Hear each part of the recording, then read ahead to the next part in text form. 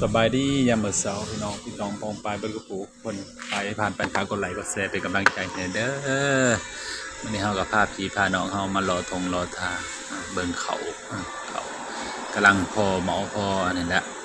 ยังบ่พอเกี่ยวพี่น้องเอ้ยเขากับเขาหน้าหวานก็สิบ่งาม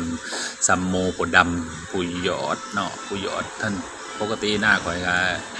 ท่านว่าเฮาดำเฮาหยอดอันนั้นแนวนี่งามเด้อันนี้แต่ว่าเฮาหวานเอาเลยเฮาไถขาดแล้วก็หวานเลยแล้วก็ปาเลยก็ธรรมศาสตร์บ่ได้ใส่ปุ๋ยเนาะมันก็สิประมาณนี้แหละสิแบบว่าโอเคมันก็มีหม่องที่หลายหม่องงามแน่แต่มันสิบ่เสมออันนั้นหน้าพี่น้องให้เบิ่งหน้าพี่น้องก็สิบ่เสมอคือเฮาดำเอาเด้แต่ว่ามันก็สิเป็นบางหม่องบางวอนมันก็แดดนี่แหละธรรมศาสตร์เป็นจังได๋ใครผ่านไปผ่านมาฝากกดไลค์กดแชร์เป็นกำลังใจให้เด้อนี่เป็นจังตอนนี้ใกล้แล้วอีกบ่กี่มื้อก็พอเกี่ยวแล้วนี่ก็สิบ่ปกติถ้าเฮาดำนี่โอ้งามเป็นงามเลยนั่นน่ะบ่ถือว่าก็โอเคบ่ได้ใส่ปุ๋ยหยังเลยหวานแล้วก็ปาเลยถือว่าเป็นธรรมชาติของมันเนาะงามนำผานำผลงามนำไห้นำนานะงามดินเลยโอ้ยถ้าเฮาใส่ปุ๋ยนี่ก็โอ้ยงามเป็นงามเลยล่ะบ่